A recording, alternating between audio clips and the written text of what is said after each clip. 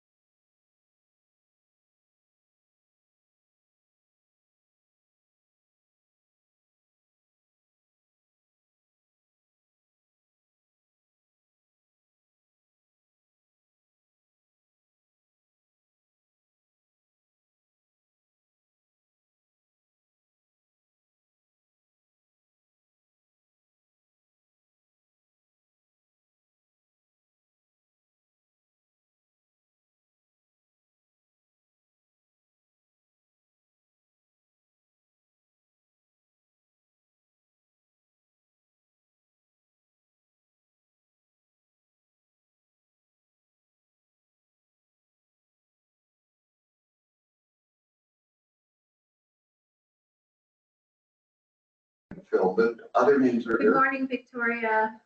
Craig. Victoria, do you see the agenda? Hi, good morning. Yes, agenda is posted.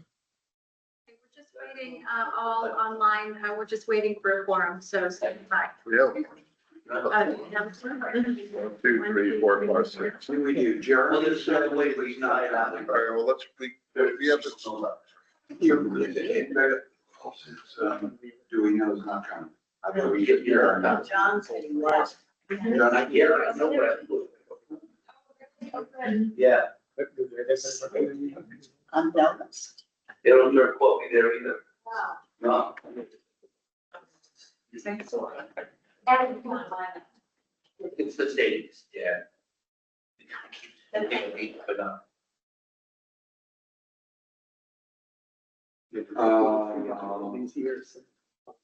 City Attorney Polidoro said she would attend on Zoom. I She believe. is on Zoom. Victoria is on Zoom and, Terrific. Craig Haig is on Zoom Terrific. It's all good. and So we've been asked in the past if you're ready for I us, know too. Jen, to do a quick roll call. We'll start with Commissioner Butler, You, Viber. Miranda Barry. Phil, Kimber. Paul Barrett. John Chiples here. and we have a quorum. Thanks, everybody. Okay. First up is our review of the minutes of August 8th. Perfect. Motion, Good minutes. Kim and Paul. All in favor? Aye. Thank you so much, Jen.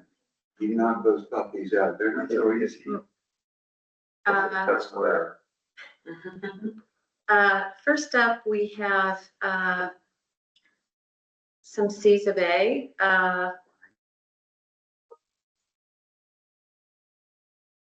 320 Warren Street.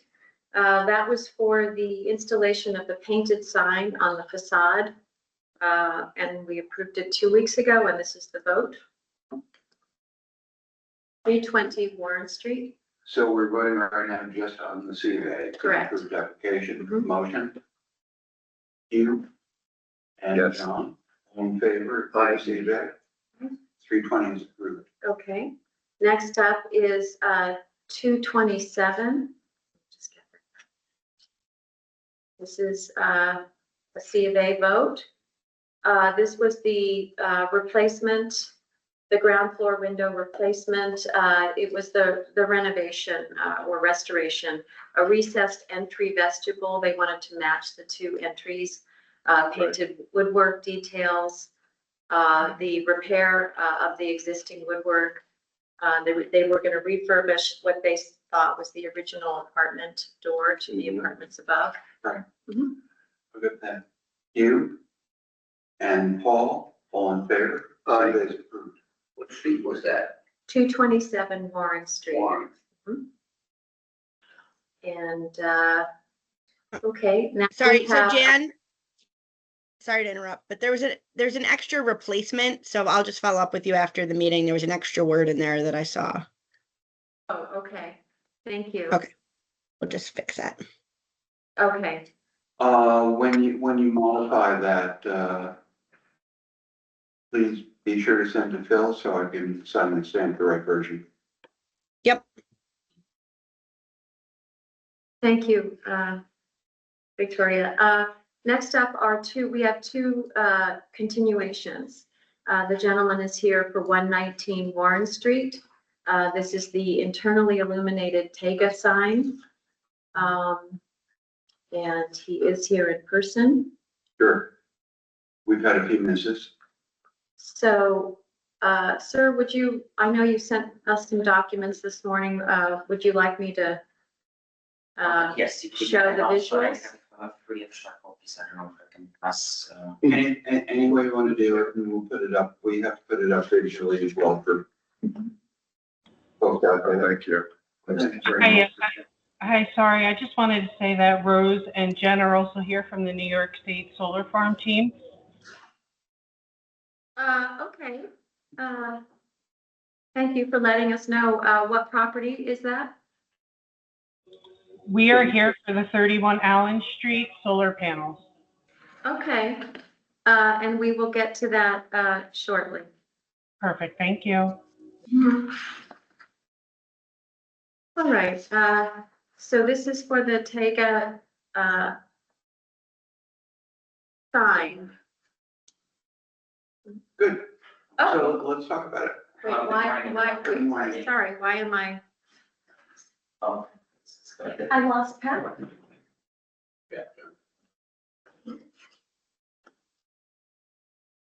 Maybe the bulb went. We can still see the screen, Okay, so okay. it's still projecting, but Yeah, I'm okay. We did lose the bulb interior, the machine bulb.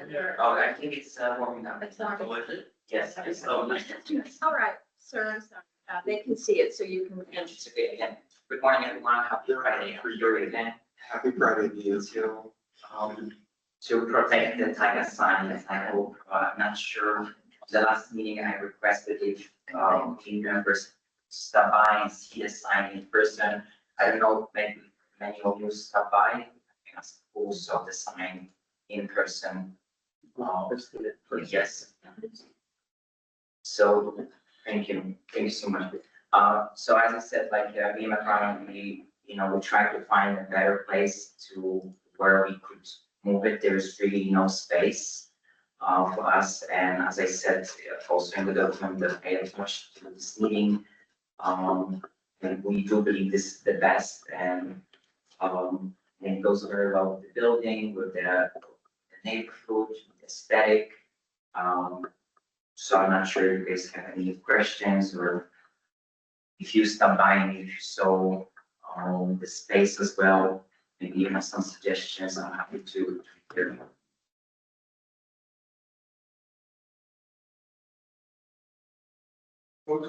Okay. What we're showing to the people at home is the, proposal with visuals.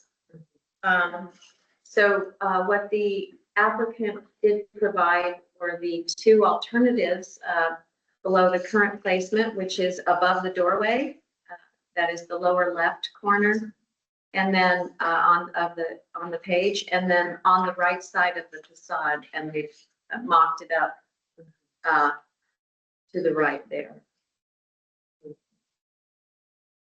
I'm not seeing that on the paper version. Oh, I think it was different attachment, yes, I don't think this one was printed. So, So, no, don't be sorry. I'm just wondering if there's a way to access the visual. Okay, I think it's nice, but let's think. I'll just share the laptop. So this is what, A little more turn. Yeah. In the above the doorway proposal, I don't actually see a sign there. Is it? I don't either. Yeah, can we Okay. zoom in on that one? Yeah, I'm going to do that right now. So then that would be a very different. So this is current.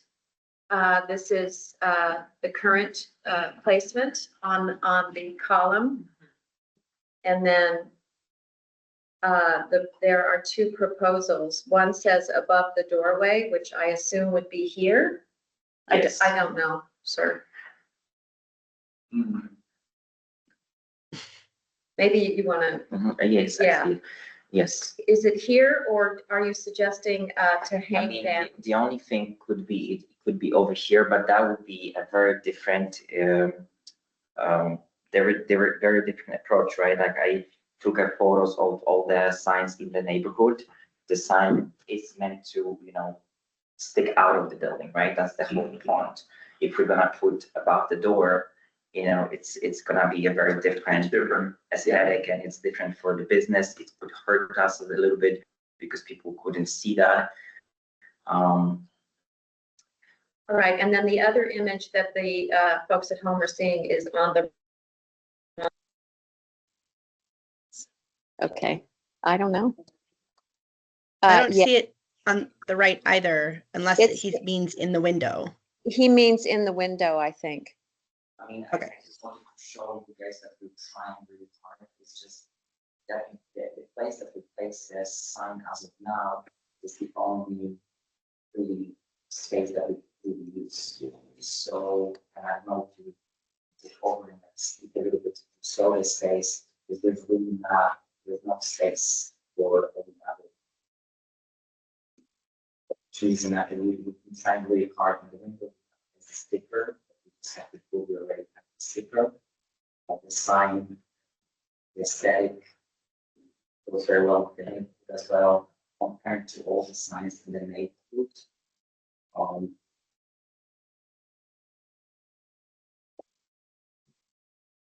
Well, what are your feelings?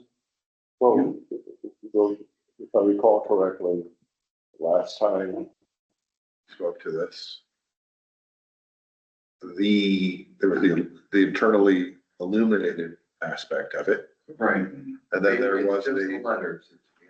yeah, which, that's one part of it. And then I believe the other piece of this was the sign was put on without approval from Craig.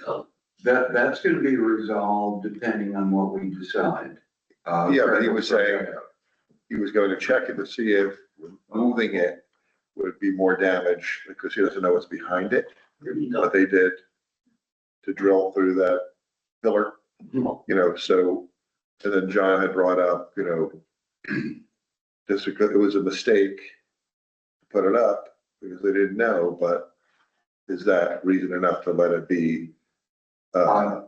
Agree. I mean, look, So- I think it's our call. That's why we beat. Otherwise, everything can be, literal and you kind of don't need the commission. We have to decide.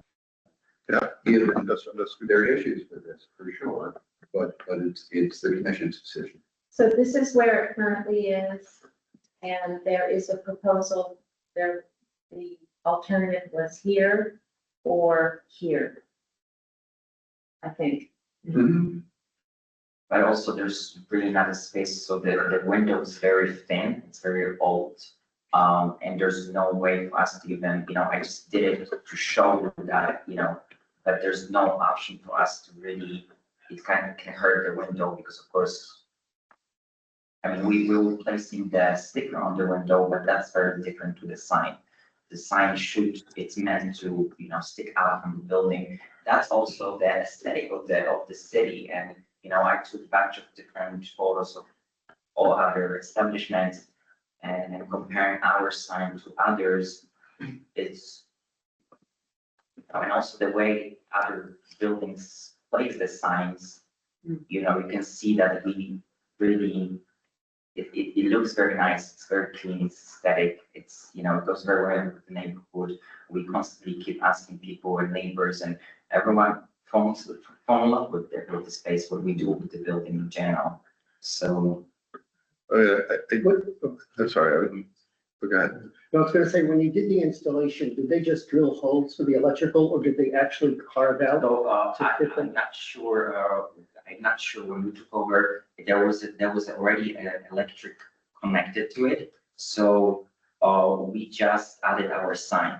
So I'm not sure what was there before. I've heard there was like a pub, yes, before, and then there were two ladies who were doing catering. I'm not sure they had any sign. I'm not sure, I didn't know.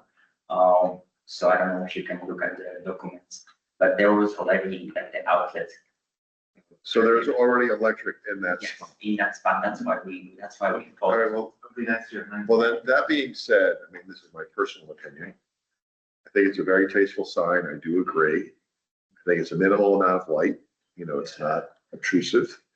And now knowing that there was electric in that spot and the sign is there, you know, I'm inclined to say, you know, it's aesthetically correct, it goes in the building, it's tasteful. And, you know, now that we're at this point, I would lean to the side of, you know, saying okay to it. And I know that there, I don't We see can any. we the image, we can give me, there's an old picture of. There's an old picture of one in the scheme. Mhm. Can we see the sign as it's installed now? Do you have a current situation right now? I believe this is the current one, right here. Can you zoom in on where the sign is? Mhm. The sign is right here where my cursor Could is. you zoom in a little more? I'm sorry. Sure.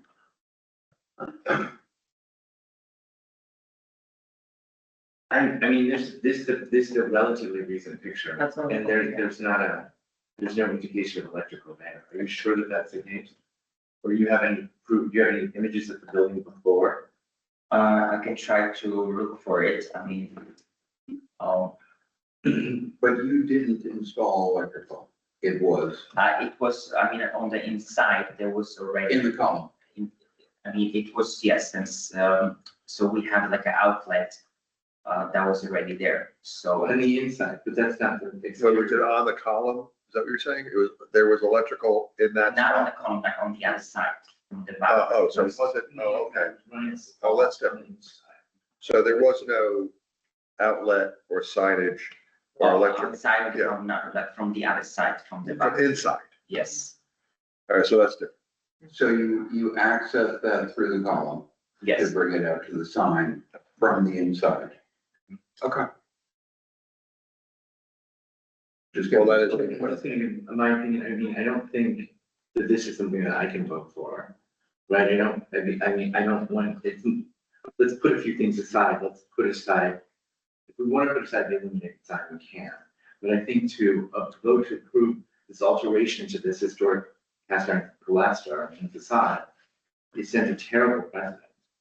And I don't know that we even have to, I don't know if we even have to address the question of whether or not we approve illuminated signs on this block in the district.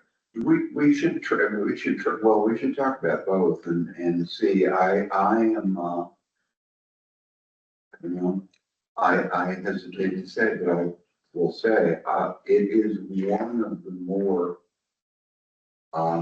intentionally designed signs on Warren Street in terms of shape, color, style, font, and relationship to the building. And I am very clear on the screw up on this, but we're here for the specific purpose of walking that line, or you don't really need a commission. I get that it was a mistake. I get this shouldn't have happened the way it did. But I actually think it works extremely well. I don't think that we are doing, any particular damage to the aesthetic. I think the sign actually contributes to the aesthetic of the building. Can I just say that if this were proposed to us, let's assume that the proper process was followed. And the application was brought before us. Right. To drill a sign onto this historic pilastri, no matter how tasteful and elegant, illuminated or not, this commission would not have voted to approve this. You So know, why are we done? I've been on it for 10 years. I don't think the code fundamentally advises us not to approve the alteration of historic elements. There is no clearer historic element than this pilaster on this facade of this building. So it's my personal opinion, which may or may not be shared, that we wouldn't have voted for it. So voting to keep it is the same as voting to allow it. Well, I don't know about that. I think that I agree. If this came up to us and said, we're gonna pop holes in this historic, architectural detail, we would say no. I'm pretty sure 99% we would say no. However, the way it's been presented, whether it's a mistake or whatever, it's there. And I know Craig had said, well, we want to see what kind of damage is behind it. But whatever is behind it, if they take it off, there's going to be a big patch at this point. So is it better to have a big patch, or is it better to have the light? Because we are where we are. I don't think it was done intentionally. I think it was just done out of, ignorance of the process. And each sign on each building on Warren Street is an individual, decision. Yes, there are some precedents taken into account. But here we are with the sign is in place, and it's a nice sign. And, I don't know what the process would be. Would Craig or his team go there, take it off to see what's going on behind that? Or do we leave it in place? I think Craig can speak for himself, but my conversation with Craig is that he was not, his approach was not to do a damage assessment. His approach was to, in his safety role, make sure that the electrical connection was safe. That's true. And he will handle that. So, that's kind of not the issue. Craig will do his job. Right. And he's going to do all this. I mean, taking it all into account, there's some unfortunate decisions that have been made. However, I do think it is tastefully done and appropriate with the exception of where it's placed. And, I would lean again to approve it. Okay. But Someone else? Folks? I can say I would not have approved this if it had gone through the proper process, and I acknowledge that. I do understand it's there. I don't believe any of this is malicious or intended. I think it happened, just as it did. And so my question in my brain is it more damaging to remove it now, but they would have to patch, it would have to be, if they remove it now and move it, or do we accept it? But then is that an issue of where it's, you can do something and then it's, and then it's accepted because, they didn't know who's to say. So it's really hard. I'm getting torn between the two because I don't want to incite more damage on it. Agree. I need to get more people's opinions. Can I give another example of which we've dealt with recently, which was the limestone washing of the building on Union Street. Mm-hmm. It was determined that removing the violation would cause more damage to the brick. That wasn't even a question, right? So that was why at the end of the day we allowed it to stay, not because it had been done improperly or not because it was appropriate. Mm-hmm. Neither of those were true. This, cast iron undoubtedly can be repaired. Yes. If there's only 3 holes behind it, then the repair and repainting can be handled with, it won't require a team of experts. Like, it seems to me that putting this back the way it is supposed to be is an option. And I don't think that, it will cause more damage, or it was done without malice. I absolutely accept that it was done without malice. But I think that doesn't give us reason to find it appropriate. Other folk? Paul? I did, John. Exactly. Miranda? Yeah, it's a really tough call. I feel much like Ken in this case. I do, because I think all in all, it's tasteful and it fits in the neighborhood and all of that. But my biggest concern is the damage to the historic element. And I agree that it's, I think what John just said is actually helpful, that we considered asking the owners of 501 Union Street to sandblast or, get rid of the white. And we realized that that would be more damaging than leaving it alone and letting it wither.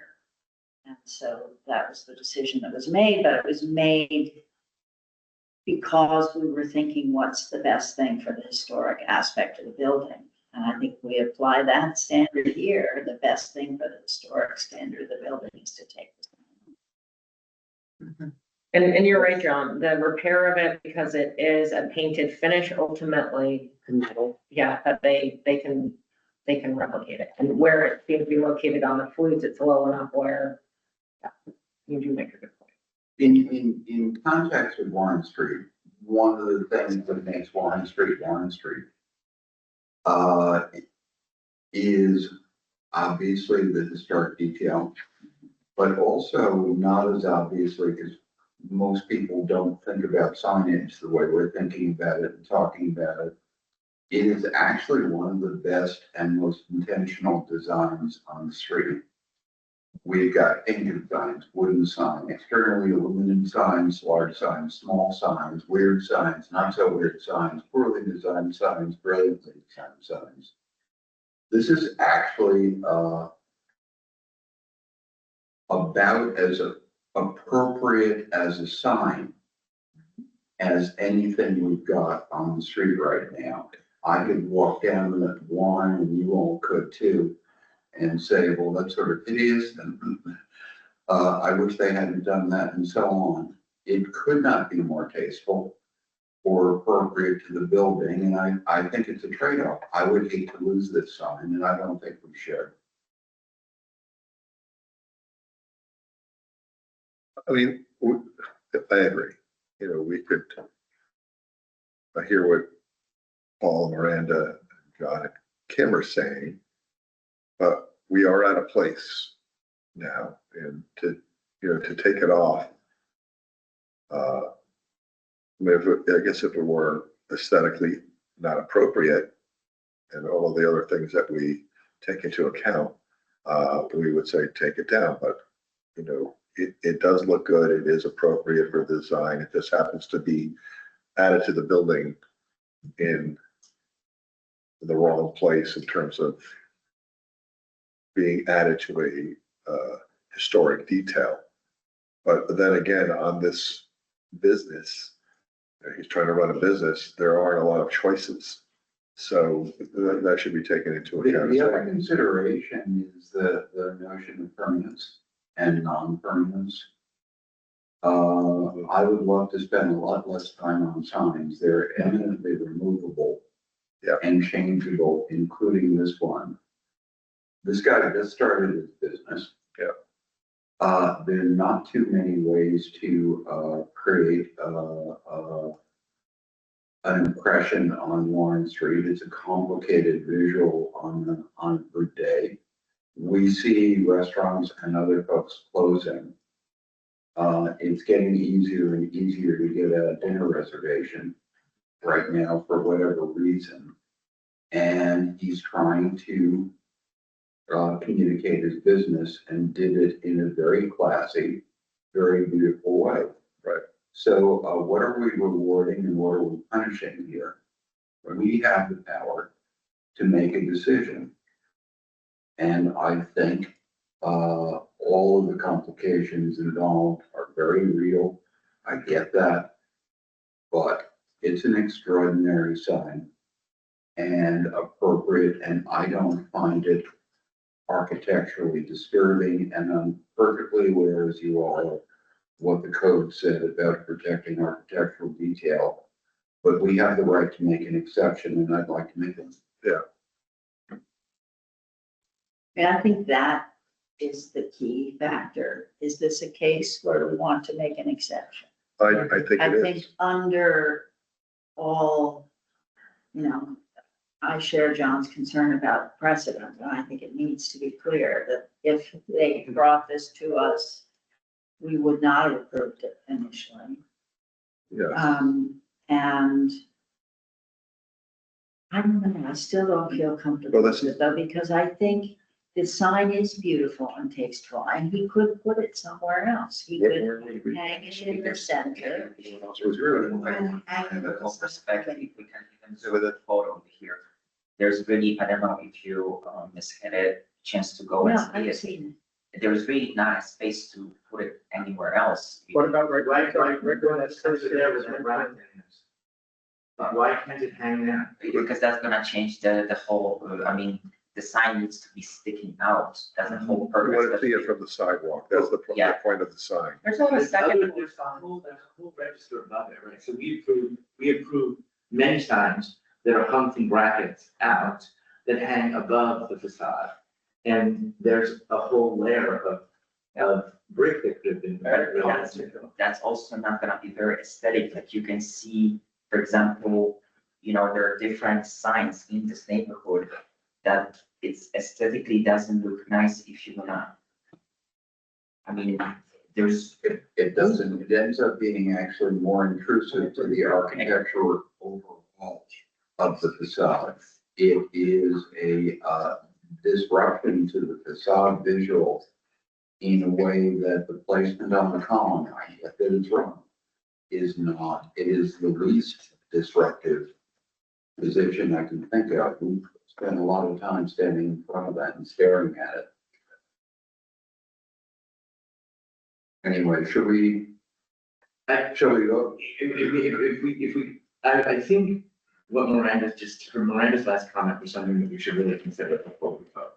If you're gonna vote for this, then I think you should know that you're doing it to fulfill what you very elegantly articulated as the only reason I could find to vote for this, which is that this gentleman deserves an opportunity to grow his business here in Hudson. So that is it, right? It's elegance is a question of taste. It's appropriateness on this historic plaster. I don't think it's up for debate. It's not. We would not approve it. Okay. And I think that the only thing that we should do is, if anyone's gonna vote for it, or if we're gonna pass it, is somehow, perhaps in consultation with our council, make sure that the certificate of appropriateness is worded in such a way as to make it clear that that's the reason. It's almost like hardship, right? You're telling me that, okay, so now this business owner has to, which is true, has to go back and pay to have this removed, pay to have the plaster repaired, pay to have perhaps a different sign crafted, put the sign hanging between, all the, like, that is a business hardship, which I fully respect and understand. And ironically, I had a failed business in this exact spot in 19 more in 2016. You know why? Maybe I need to try. But like, I have every sympathy in the world for that, and I hope you won't take my passion for preserving this architecture as a desire to in any way bring on your business. I hope your business thrives. So I think if there's a way to get that, if there's a way to craft this as some kind of hardship exception while acknowledging that the sign is not appropriate, then I think that's something that we could hang our hat on. Can we have a condition, is this ridiculous, where if, for whatever reason, the sign, the shop is being moved somewhere else, let's say, because they need a bigger location, that the sign be removed and the plaster be repaired, and so that they don't continue to do signs, or is that completely? I doubt that that's enforceable. I doubt. We can do that. I mean, you can make it a condition that it be removed upon, termination of the business, but it's such a hard one because other businesses will be pointing to this sign should they need to do something similar in the future. no matter the language we craft. So we can certainly do that, Kim, and I think that would go a long way toward addressing the concern, which is, right now it's worse to take it down than to leave it. It's also, as John said, and I attempted to proceed, but John said it better. These businesses are somewhat fragile right now, particularly at startup. And I believe that it's a legitimate, Victoria, you comment, can we make a hardship statement in addition to, the other stuff we were talking about? And So make I that- started pulling chapter 69 when you asked that question. I'm not quite there yet, but I believe that in order to do hardship, first you have to deny it. And then we have to have a public hearing and a new hardship application. That's the procedure under the chapter. Mostly hardship has to do with money. So he'd have to show that there's no other viable location for the sign. He'd lose money. I mean, it is a hard standard. So I think you should decide this based on compatibility. If we're going to go to hardship, then there's another step. In every sense, this sign could not be more compatible with the building architecturally, with the slight problem that we put screws into a historic feature. And I think we do have to take into account But that. that's very broadly stated. I think that would be my consensus. But also, you do have to take into account the fact that somebody is, believing in Hudson and made a mistake, and they're trying to get a business going, and, that kind of decision, that particular fact falls within my decision-making, at least anyway. Okay, well said. Rationale that Victoria, can everyone you- believes it would be more damaging to take it down. That's also a terrible precedent, in my opinion. Because then that's what we're all, then every after the fact alteration is gonna be viewed through that lens, like. Victoria, can you listen to this argument on both sides? And we obviously we never talk about something, and I agree it's a sign, but I also think it's very important. It's dealing with fundamental questions that the commission has to deal with. And I wonder, can you think of a path for us that doesn't allow us to reward bad behavior or approve something that we wouldn't have approved? And without, can you think of a path for us to get there, or language to get there? You're shaking your head now. I mean, no, not unless we deny it and then go the hardship route and have them, explain why it's a hardship financially to not have a sign. Victoria, this hardship have to be like, I only have here's my bank account, I have $1,800 left, and to move it's gonna cost $2,700. Like, is that what hardship looks like, or can it be based on the criteria we said, that it's financially imprudent and impractical to move this sign, and therefore I'm requesting that you let me keep it, even though we wouldn't have approved it before? No, it's not a personal hardship. It has to do with, let's say there is no other location on this property for a sign that's somehow appropriate, and then it would be a hardship to not have a sign financially. It would close the business down if you can't have a sign. But also, jumping back to. I can read the hardship.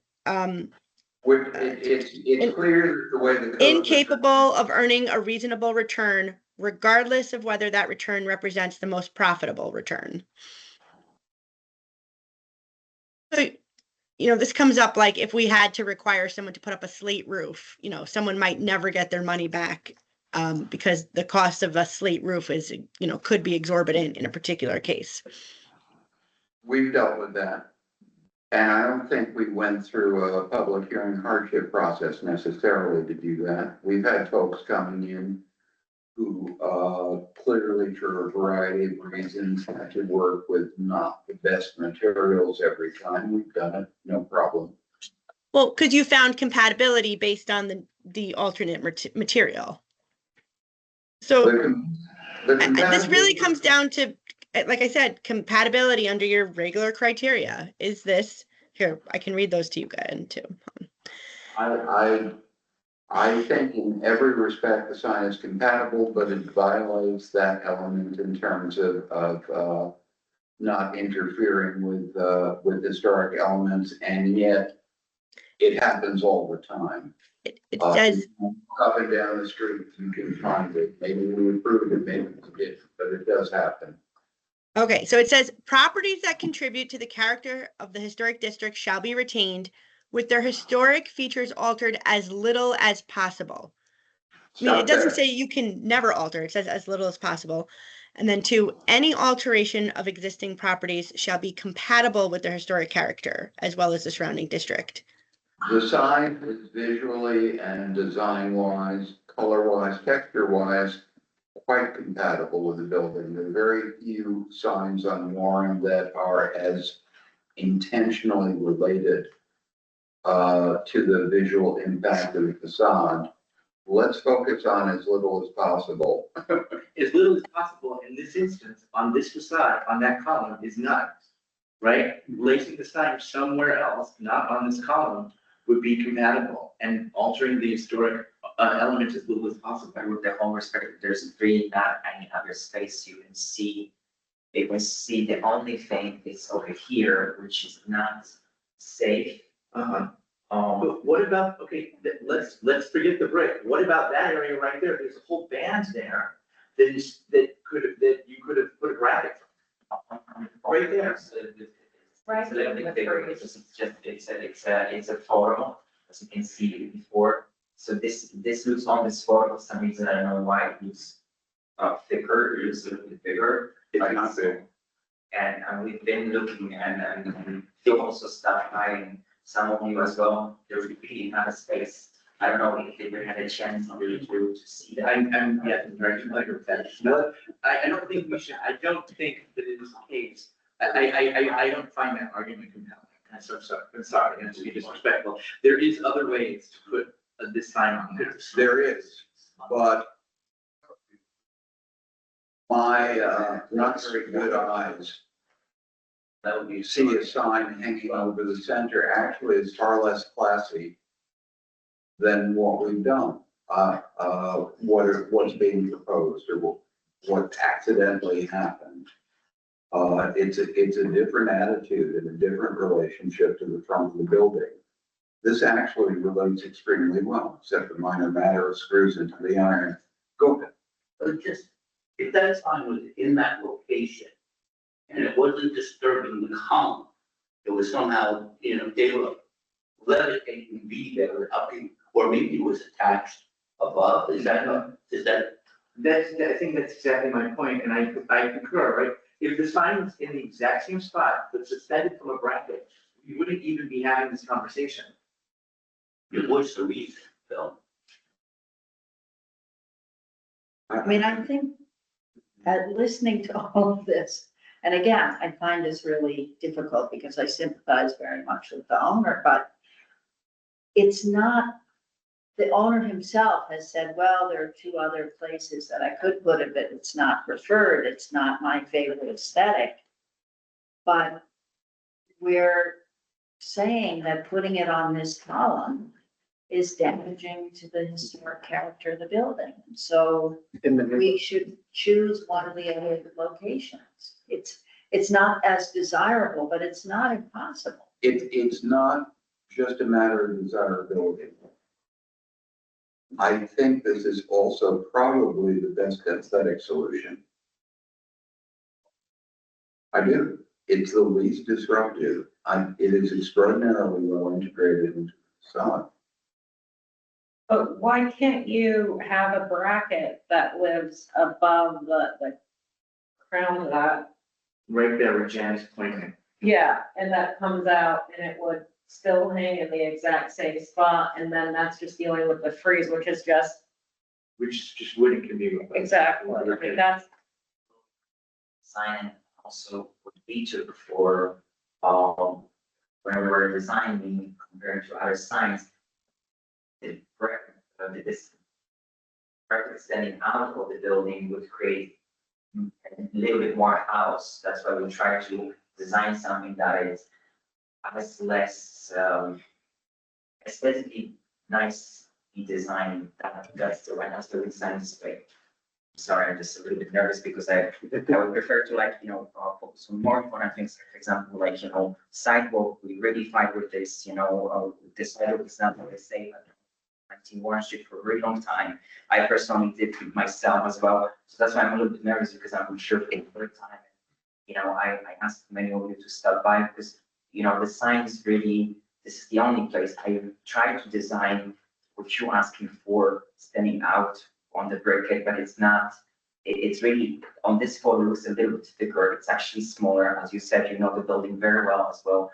So, I don't know if you remember, there's really not enough space. And if we would design in a different way, the sign would just take more space than it does right now. And aesthetically would damage a little bit the visual aspect of the building. We really fell in love with Hudson, we fell in love with this building. When we took over, the building was black, it was dark.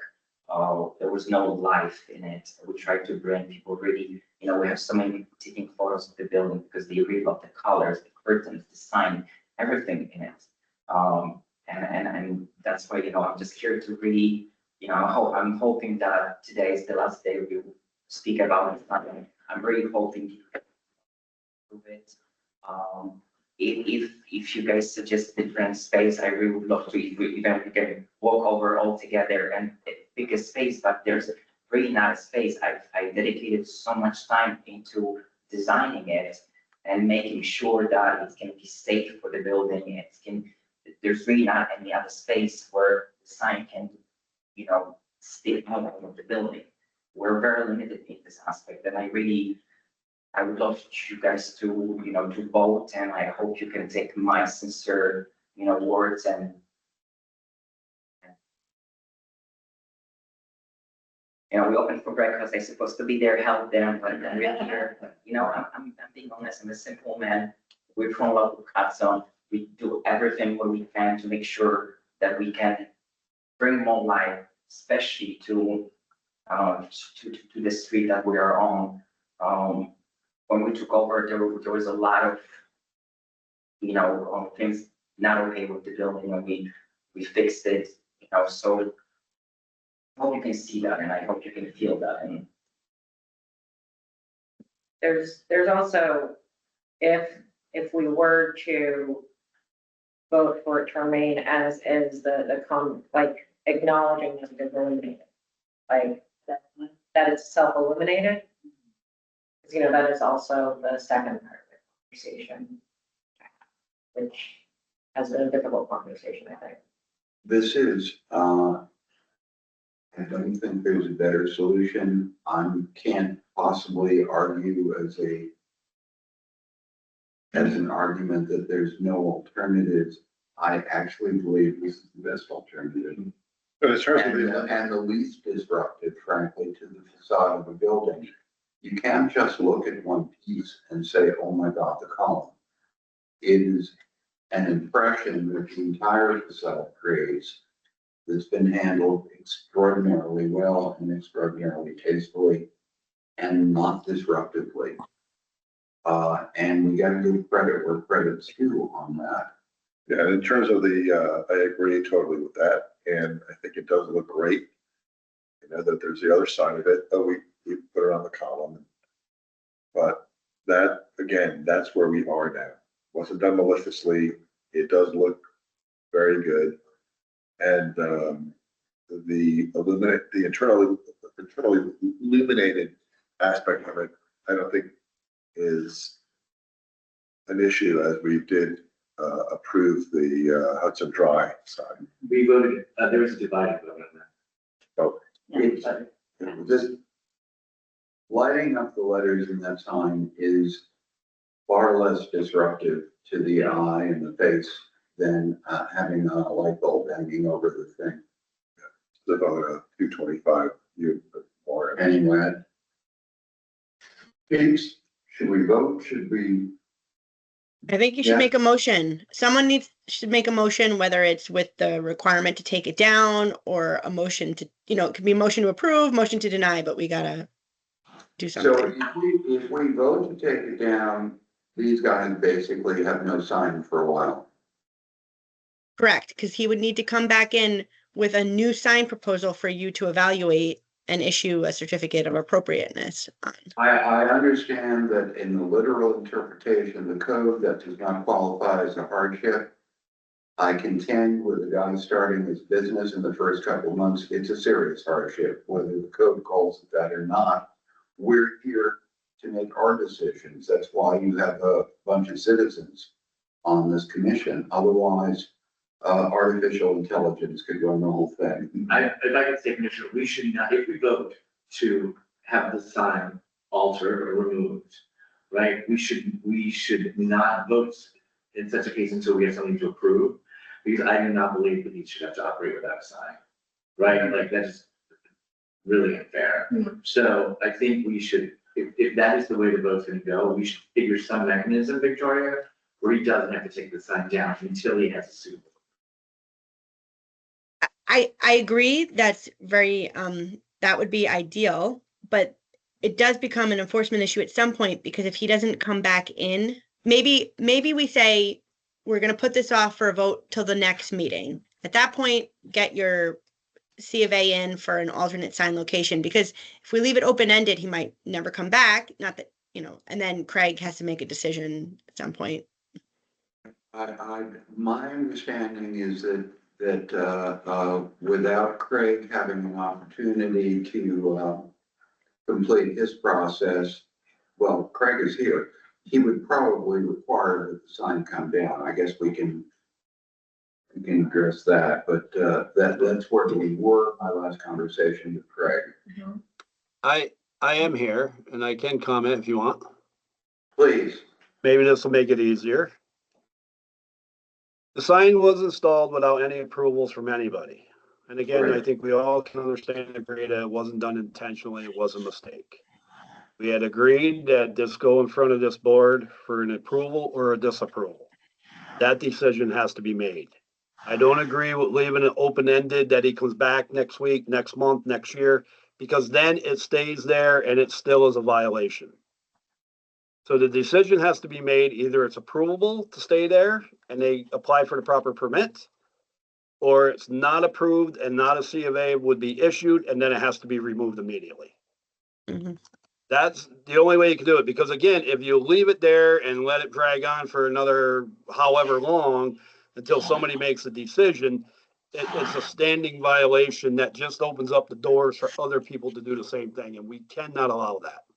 But you should give him, I mean, sometimes with violations, you would give a period to remediate. Could you give him 45 days? We already have. This has been now in front of this commission. I believe this is going into the third meeting. Again, if the commission wants to put it off till the next meeting, I don't have a problem with that, but where are we gonna draw the line with this? And we're here the third meeting, and actually, if I look at the records and maybe Jan can help us, I believe it's the fourth meeting, one, they didn't even show up. I understand. So if I had to guess, they're just probably hoping this thing's gonna go away, and it's not. It has to get resolved. Let me just ask one more time. If there is a way that we could allow the sign to remain, acknowledging that it's an exception, but that we feel that the alternative placements of this sign are less compatible than its present location, that we would not have approved it to damage the pilaster. That's a separate issue that I think we're all on the same page about. But that we think that moving it to the other locations would be less, because I think for me, as you know, I'm not a fan of internally illuminated signs, but in this location, which is very dark and not commercial, I really do think that a tasteful internally illuminated sign where it's just the letters that are illuminated is probably the appropriate choice. That is not a decision. So, I mean, of course, we're moved by it's, you know, it's clearly a person who has a very strong and reasoned aesthetic reason for choosing to make this sign the way he did. And, you know, visualizing in my mind what it would look like if it were in the middle, or what it would look like on the other side, or if it's sticking out on a bracket high up. It doesn't meld as pleasingly with the facade as the present version does. So I'm just wondering if there's a third option, saying, one option would be to say, yes, this is totally appropriate. I don't think we're on that page. Another option is to say, no, this is not appropriate for whatever reasons, damaging the pilaster or it's illuminated. And is there a third road that says, this is a very difficult decision. We feel that given the alternative placements aesthetically and in terms of compatibility, this is the best choice. I think we can put that language in the, Maybe a little short. in the CPA. No, I mean, You have to base it on the standards, right? So you'd say, in this case, given the other alternate locations, and because of visual compatibility with this proportion of the property's front facade, proportion arrangement of windows, I mean, you have to base it on this particular layout, saying, in this particular case, putting it here on the pilaster, even though it damages it, is really the best location for all the other reasons on balance, right? It has to be based on a complete look. You can't say, we hate it and it's terrible, but we're gonna allow it, because that makes a weird precedent. no, Yeah. I don't think. I don't think anybody hates it. No one. No, I know, I'm just being extreme for the No, example. yeah, I agree. I think that's fair, Victoria. I actually don't think there is a better, lower impact, given the nature and complexity of the historic material on the facade. I actually think it's the least disruptive to the visual effect as you look at the store or walk by the store. And Phil lives virtually across the street too. So Oh. he's seen a lot. Constantly. Across the street. I'd love to talk about 11 Warren Street one of these days. Okay, so where are we? Let's try a vote on the predicate that, we can ask Victoria, the language that proposes, having considered the options. This is the best option for compatibility with this particular structure, not to be confused with, anything else. It is very site specific. Yes.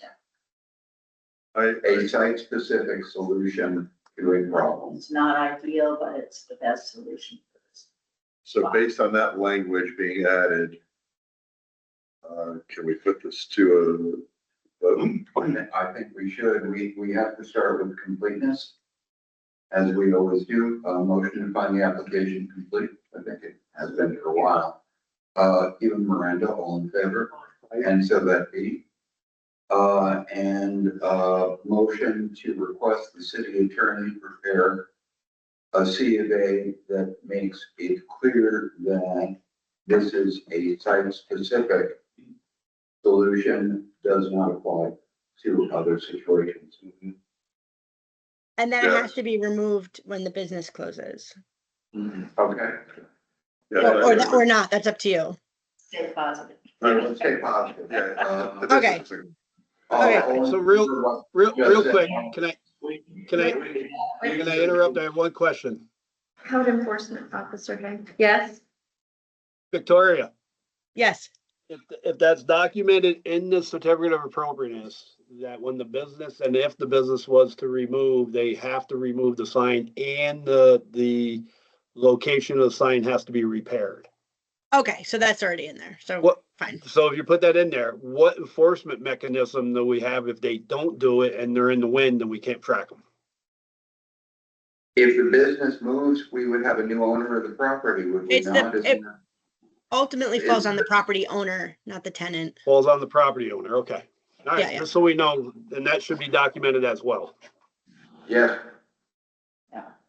Okay. if you would. okay. Here none. But it is may that be on- that, yeah, okay, let's move on. Remove. Could we go into a vote with the conditions as proposed? Yes, Both site specific and removal, I vote yes. motion? We And have to have a motion. we have that motion here. And second from anybody, Miranda. All in favor to proceed as discussed. And we can do a roll call to see what we've got. We have Kim, Bill, Hugh, and Miranda. Those are all ayes. Am I correct? I've got 4 ayes and the nays, please.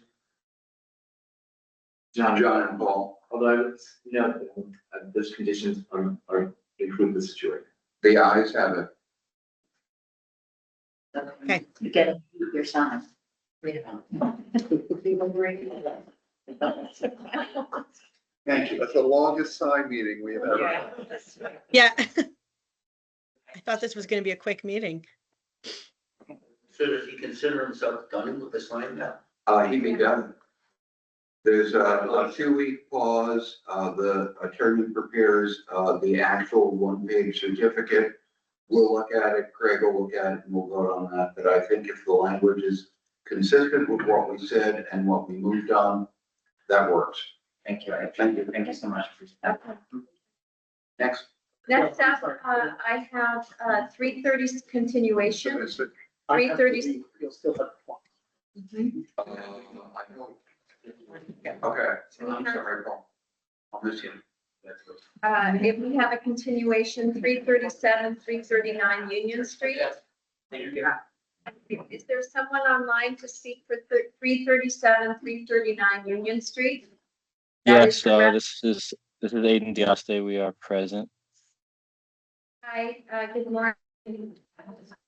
Is there something that you wanted us to look at this morning, or how would you like to proceed? Okay, thank you. Just wanted to say, thank you for your time. We were at the last meeting and we got some very, very valuable feedback from you all. And also thank you to Craig for all of your help so far. This has been a really great learning experience for all of us. We're really happy to be guided through the appropriate procedures. And in conjunction with an ardent desire to revive this home, we think that we can find an alignment with what we need to do. Obviously we're motivated to get this project off the ground, but we're also not attached to a particular idea or design methodology. We are motivated to collaborate with you to create something that is in alignment with this committee. So thank you. That being said, we have come up with a new idea and we basically want to run it by you. This is pre-engineering because obviously, we had engineering done for the last meeting and it was declined. So, it takes a little while to reinvent the wheel. So we have come up with a new idea and we basically just want to run it by you. And we have some elevations, some site map and some roof mappings so that you can see what our idea is and you can give us some more feedback and we can keep moving. Okay, would you like to take over the screen? I have not received any materials from you. So if you would like to share your screen, that would be great. Okay.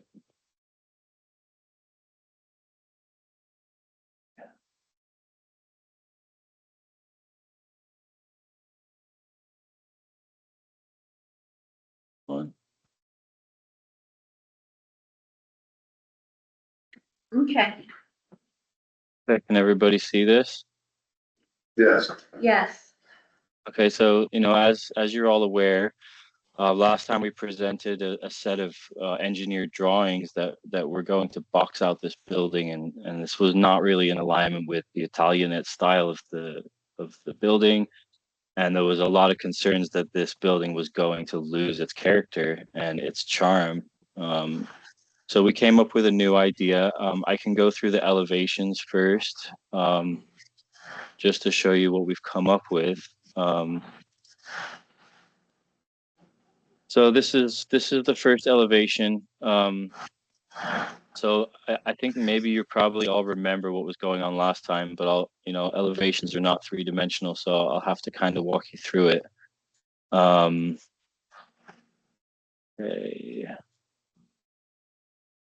Okay, so if we look at the elevation from the other side of the building, here, you can see my cursor. Yes. Okay, so currently we have an unpermitted addition on this house, which is represented by this red line.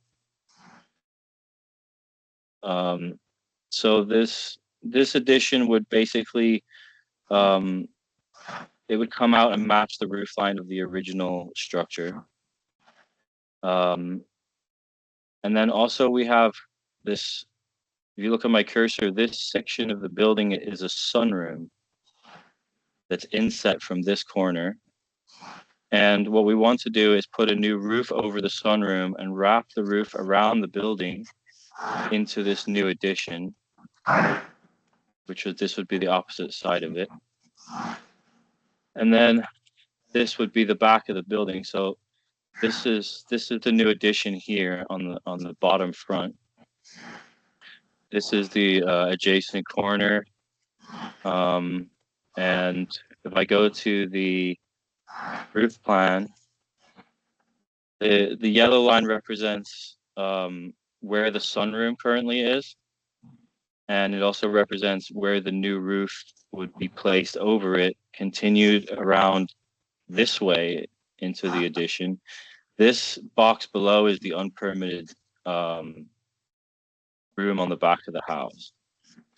So we're trying to keep this LT style design while maintaining, a new addition, a single story addition that encompasses the, original architecture of the building.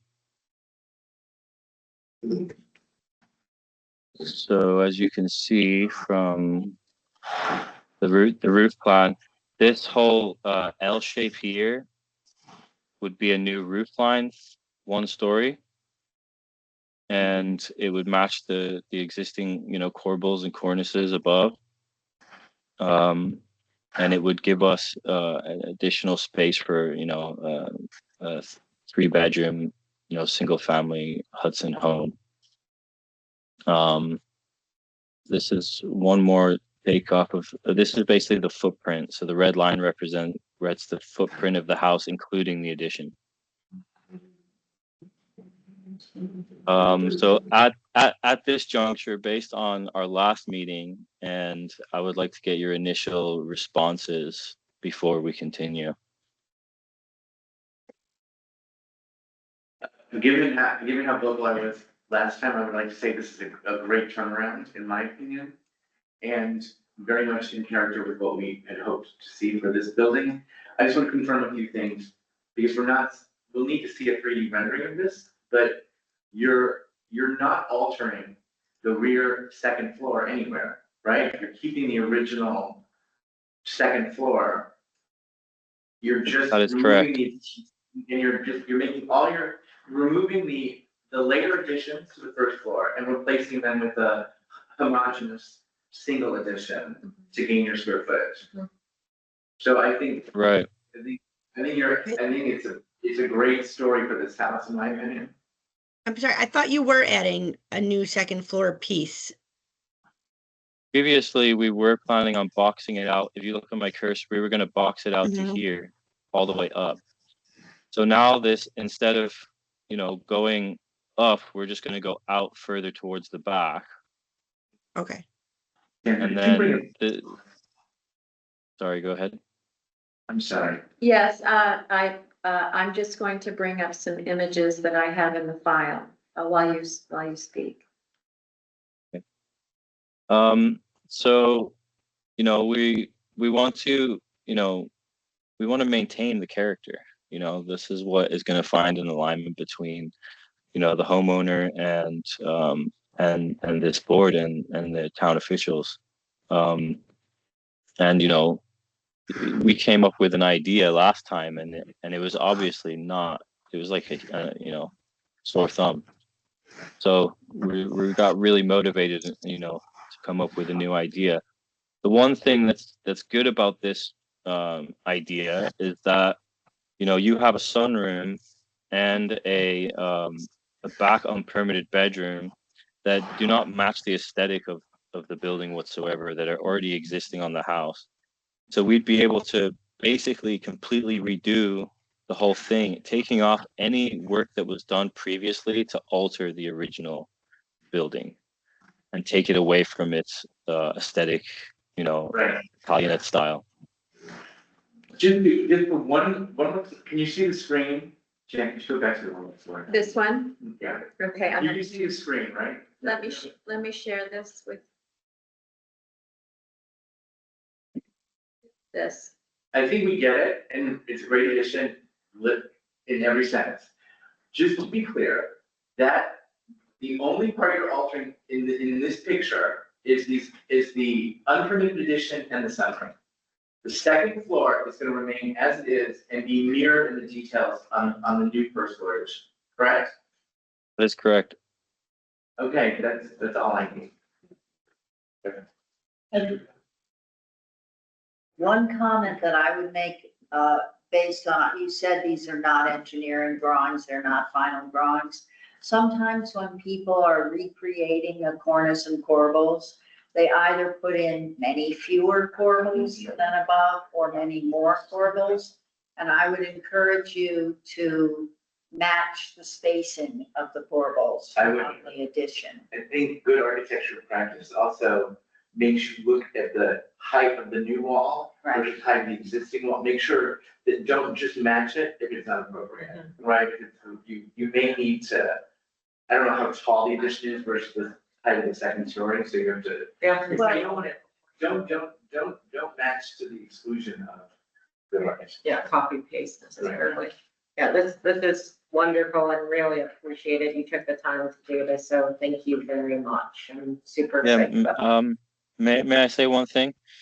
So as you notice on the front porch wraparound, the corbels on that section are much further apart. There's only 3 on that face that you can see in this current screen share. And so we would just need your desires, it's like, okay, do you want us to match the porch or do you want us to match from what's above as far as the spacing of the corbels and cornices? That's a great point, and I think with respect to what John just said, on the first floor level, it might be best to match the first floor. I mean, I think you should take that into consideration and propose what you want. There's also, there's gonna be some good rule of thumb for this kind of architecture, and you can look at other sources. I can say that whatever is original, if the spacing of the corbels in the rear is fewer in between, and this is an addition to the rear, then that seems like my answer. But there's a way to figure out how Italian, obviously from this period.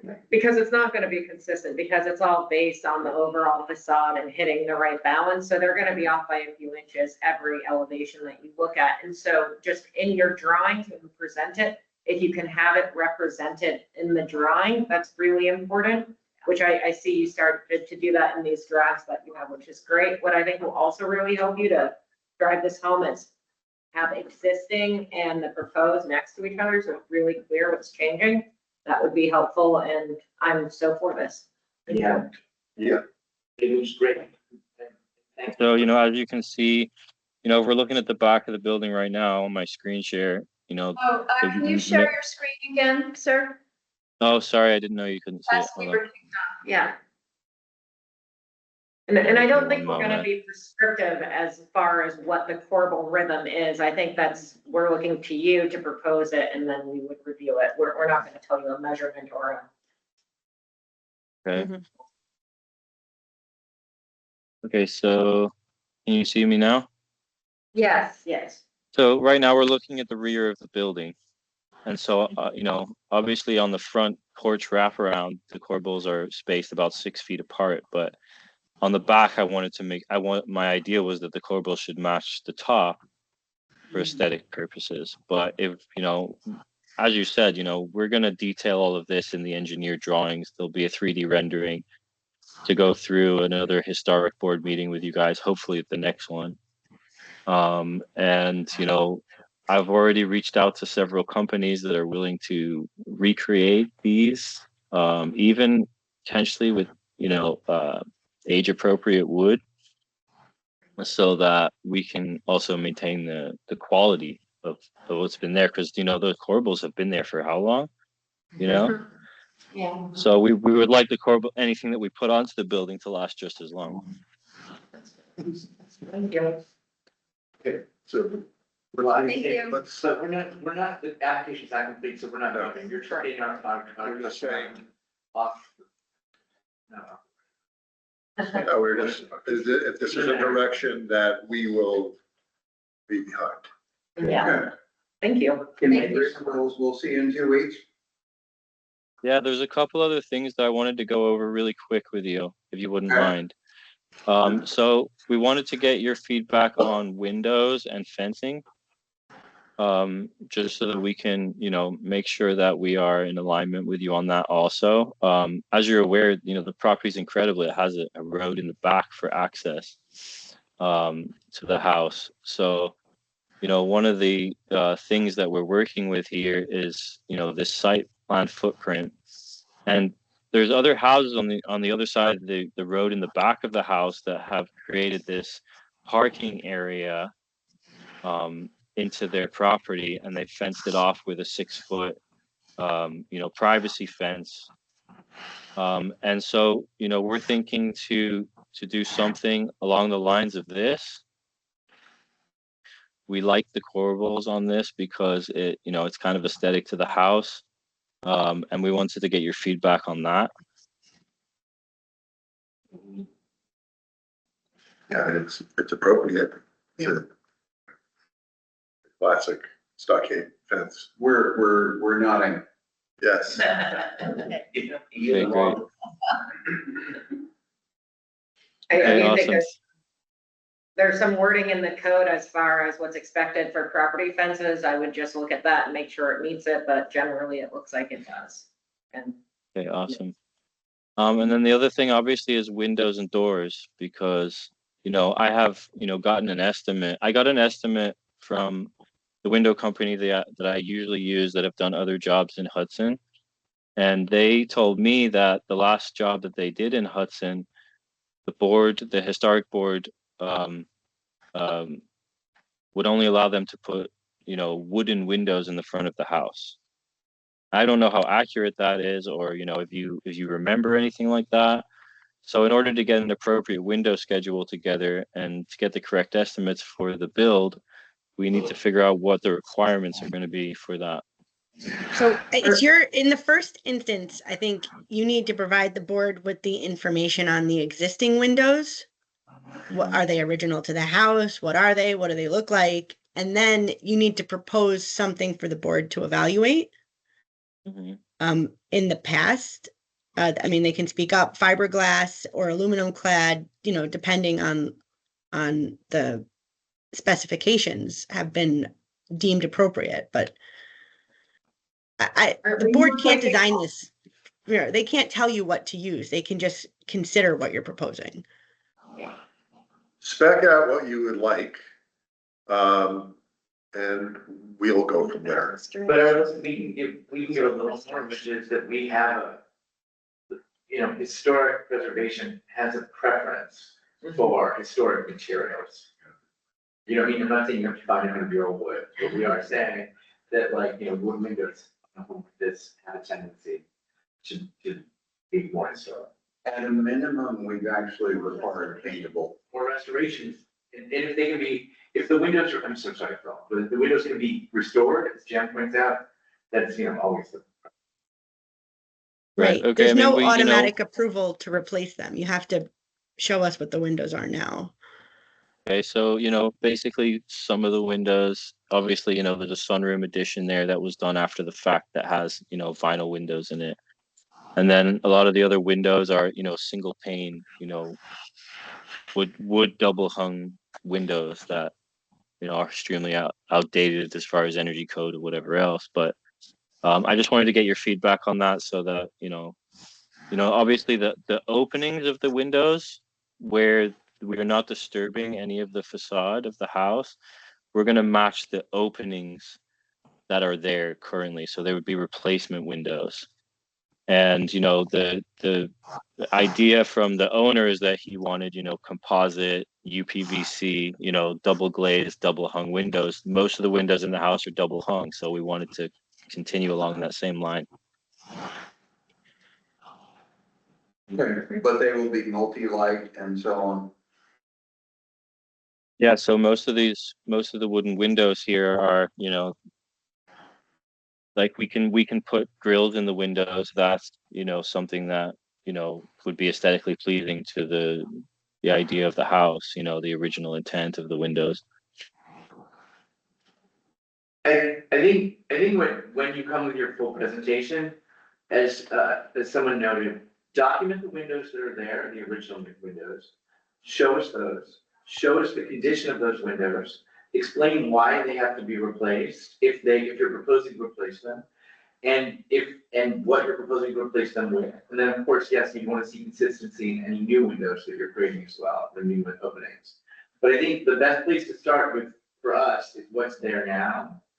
And, yes, single pane is a pain, but there's also things like interior storms for the winter, and people do, many historic homes manage to live with historic windows if they're in a condition that can be restored. Okay, great. That makes a lot of sense. Thank you. I have a real quick question too. This is Craig. The fence, is that in your original application? And if not, you need to get that in there because I don't have any information on size, location, any of that good stuff. So you have to submit that to me as well. And then this plan you have here on the screen now, that address needs to get corrected for the record. This 337 to 339. Well, it says 377. Right. It's two lots, so I think there's always a little bit of confusion there because it's 337 and 339. That's fine. It's just for the legal purposes of the records, for the legal documents. Yeah. That's correct. Definitely. I had one more question. I need the for you, fence Craig. information before they can move forward with that. Okay. And you've got to submit the plans you're going to present prior to the meeting. Yes, definitely. Okay, so there's on this one side of the house, this is the last thing where my cursor is now. There's a house directly on the fence line here, and there's a dog that sits on the porch with his head over the fence and barking at whoever comes in the yard. So the idea was to put an 8-foot fence there to block the dog, but I don't know if that's appropriate. How old is the dog? He's old and he seems particularly grumpy. I think you have to look at the code, what the code requires for fencing. I believe it's 6 feet plus 2 feet of lattice. Correct. 6-foot fence with a 2-foot topper. And you can make the lattice it doesn't have to be an X, it can be straight. Or it can be vertical. But that has to be, that also has to be deemed appropriate, right? If we run it all the way to the front of the lot line, it may not be appropriate when you submit it to us. Okay. Yeah, talk to your neighbor about the dog. All right, will do. Okay. Wow, great. Thank you so much, everybody. That was really incredible feedback. We're really glad that we found a way to work this out. Thank you very much, too. Okay, next. Okay, next up, we have 2 new applications. We have solar panels, Thank you. 31 Allen Street. Hi, thank you for having us. This is Jen Kipperman with New York State Solar Farm. And I believe Ron and Amy are also present in person. Yes, Yeah, there they are. They're sitting here. Yes, thank you. So what we have for Ron and Amy is a really beautiful 15 kW system built with all black high efficiency rec panels. You should have the plans that were submitted. I'm more than happy to pull up everything visually on my screen for you to see. We work very intentionally to place the panels in a way that really minimizes or eliminates the visibility of the panels from public view and from vantage points so that the aesthetic is preserved in terms of the historic integrity. They've done. Yeah, excuse me, I'm sorry. I have these, I have a file on you. It's the photos of 31 Allen Street. Is that what you'd like to display now? Sure, if it's easier, I'm happy to share my screen and then I can kind of navigate you all through it, whatever you prefer. Sure, that's great. Thank you. I'll stop sharing. Okay, let me see here.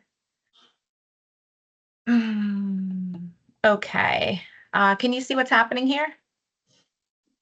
Yeah. Can you see my screen? Okay, so this was their home. I believe it was October of 2024. They have since done an unbelievable remodel. Oh, let me take you over here.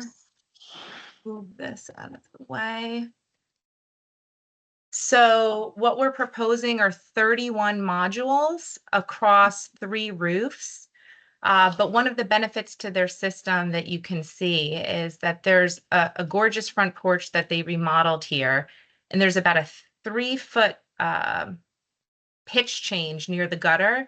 So all of the modules here, it's almost impossible to see. The part that you can see is an incredibly aesthetic array. And I have a couple street view pictures just to kind of give you an idea. So when you're walking down the street, it's virtually, I don't mind the look of solar myself, but I know in a historic area, you want to be sure that's preserved. And because of the height of the structure itself and the pitch change, I believe a lot of the integrity of the building is still there and it's not hindered in any way. Let me take you through here. And here. Do you have any particular questions about the structure of the house? Yeah, so that, the Allen, that's in the rear, right? The porches are in the rear, that's Allen Street in the front. That's correct. Correct. So where, I mean, we're hovering above it. Where can we see the solar panels from Allen Street? Can't see. We cannot see them? If you go, up Allen and look back, maybe from about there, you can start seeing a little bit on the front picture of the roof. But even when you're across the street looking directly, So the roof is flat, then pitches? So there's various pitches. This piece right here does have a pitch, but because of the pitch change, this flat area that they have, which you can see more visibly here because it's been extended, it covers the pitch change, making it virtually impossible to see it, especially when you're walking from underneath, right? So when you're walking from here, this is what you see. And But that's just back of it. that's down below, when you look up and down below, Allen Street is, the picture. Yeah.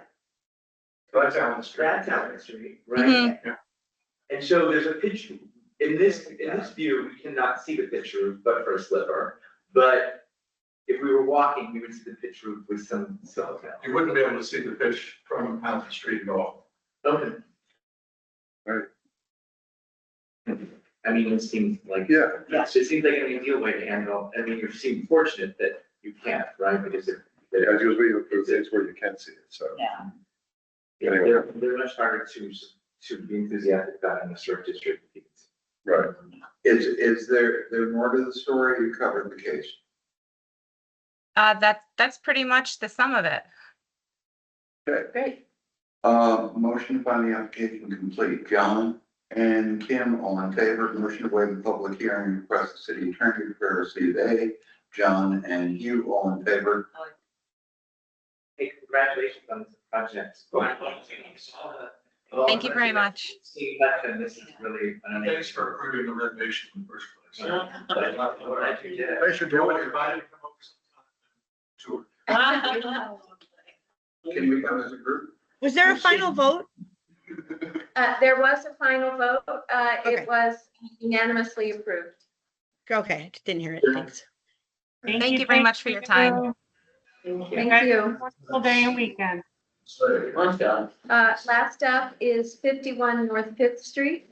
That is a new roof application for the Hudson Area Library. Is Mr. Chadden Walter, are you online? Hi, Josh Moon here. I work for the property owner. Okay, good morning. Would you like to present or would you like me to present from my documents? Yeah, if you could pull up the documents. I mean, essentially, there's an existing slate roof on there that has failed due to age, and we are proposing to replace it with a GAF architectural, well, Camelot 2 shingle, which is designed to replicate the appearance of authentic slate. Okay, let's see, is that, here it is, okay. Let me share this with everyone. And you can talk us through it. This is in your application package. Yes. So this is what the material that you're proposing, sir? Yes, that's the GAF Camelot 2, and it's designed, the details are designed to replicate that of authentic slate. And so if you're standing from any of these surrounding areas, when you look up at the roof, it should give the same appearance as if it were actually authentic slate material. Okay, I'm just trying to enlarge these pictures here. Okay, Wow. so this is existing condition. Yes. What is the age of the historic roof? I'd have to look that up. I don't know offhand. It's quite old. I can say that much. Doesn't mean it's not. Looks like 19th century. Is there a photograph maybe from the manufacturer of how this material looks on a house? Yeah, there are several. I could share my screen and pull some up, or This looks a lot like asphalt shingle from here. Yeah, It does. Which is have a very different feeling than, but there are, artificial slate materials that we have approved in the past that look like slate. I can stop sharing if you'd like to share, if you have examples. yes. Okay. How do I take control?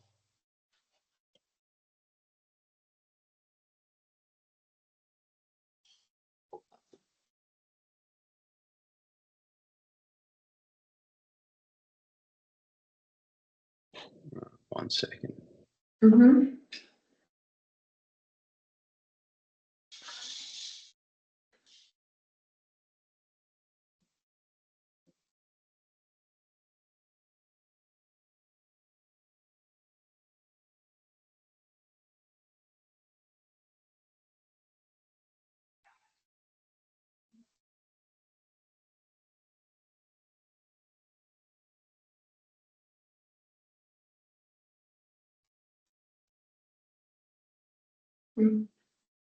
Ah, Can you see my screen?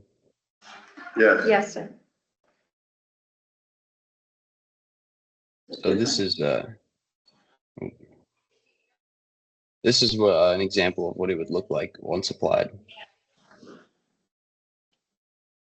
Look like slate. That doesn't look like, it looks like.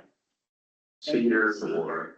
Can we go down this is the brownstone, can we see the darker stone? That's not it. Okay, that. There. Is the color that you're proposing, sir, sunset slate?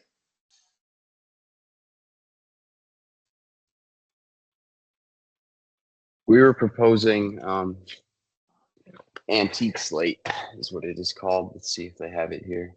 Or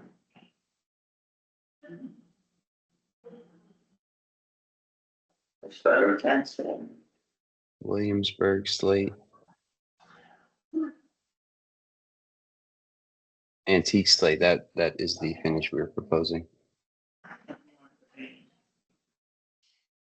You're never gonna see it, It's like, actually, super close up photo, you know? It's to the far left. no, actually on that building, the roof is highly visible. No, the roof is visible, but you're not gonna see it from this close, that's what. No, no. Yeah. It's, We've had a lot of presentations at slate replacement. I'm trying to figure out how come this doesn't look like slate. No, these are asphalt shingles that are crafted and they're shaped like a slate tile. We've also seen faux slate tiles that have come to us that are different material. This, I don't think we've seen this exactly. I don't know either. I'm trying to remember a case we had. I think that there was a single producer, Canadian supplier. It was the Union Street property, it's a no. over by the Elks Club. That the material really did mirror slate. It just be the nature of looking, it doesn't look like slate. Yeah. Oh, yeah, and Brian Bullett's house on Allen Street, He did an artificial slate. a mansard roof. Yeah.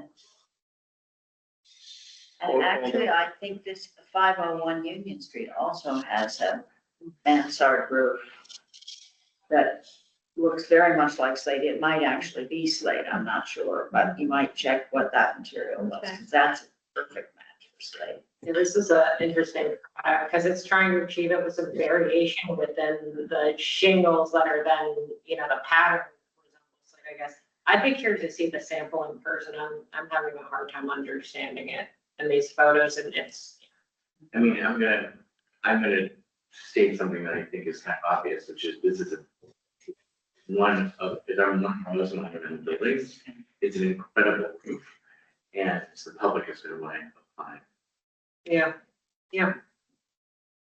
So I mean, we do need to see more photos. We need to do, maybe we need to do a little research ourselves and. We can find out what we use. And then I think we get the need to, names from we there. need to be letting know to the public that this is under consideration. Can we pull, something from other buildings in town that have used artificial slate that we feel were successful? Yeah, we'll find out. This is a new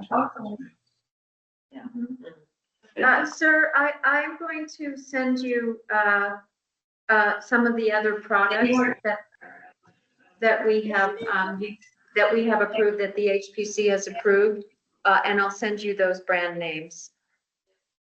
Wasn't it Galvin's former house that had the other type of asphalt shingle?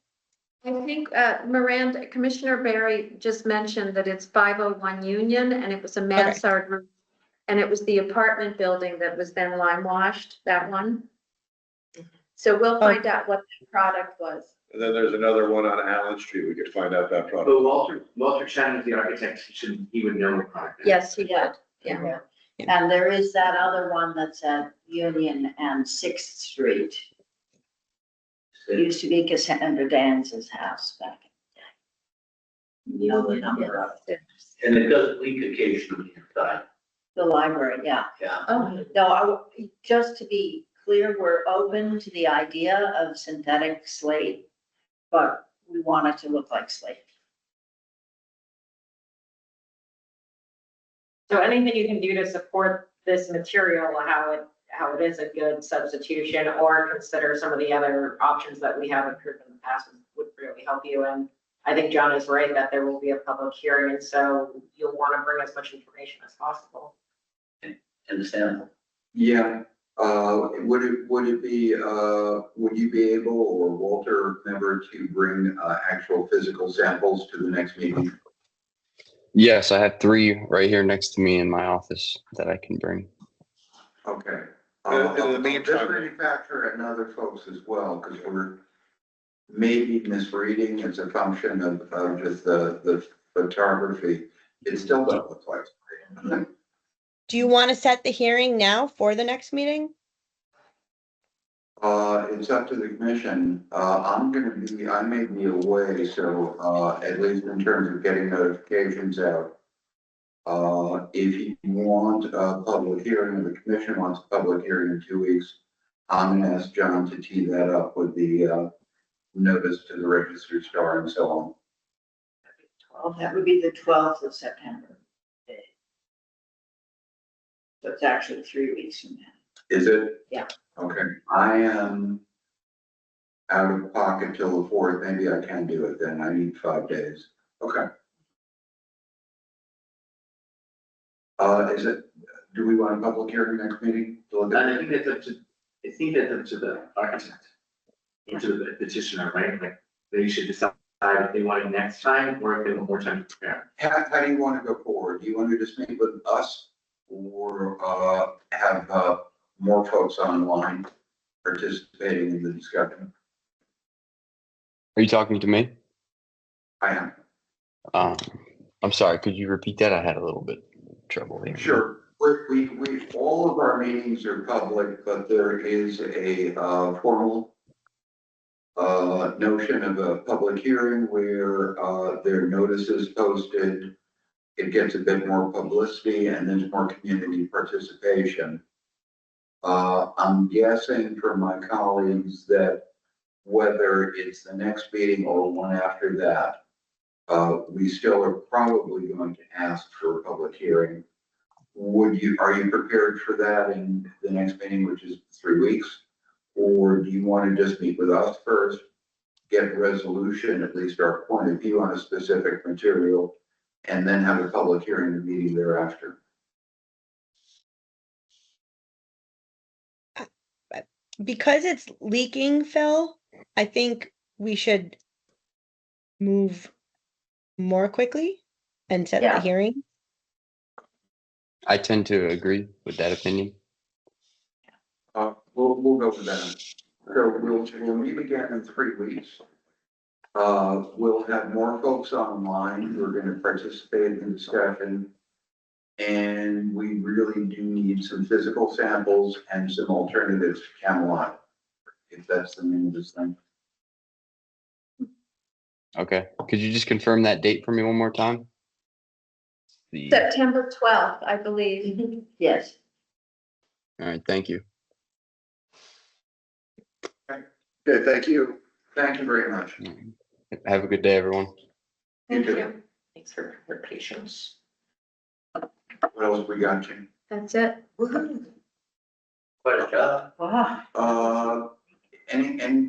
Craig particularly, is there stuff you want to talk about? Right, Scott. No, I don't have anything. Oh, there it is. I move that we adjourn. Second? All in favor, we're adjourned. Thank you. Thank you. Thank you very much. Thank you all. It's down to the bar.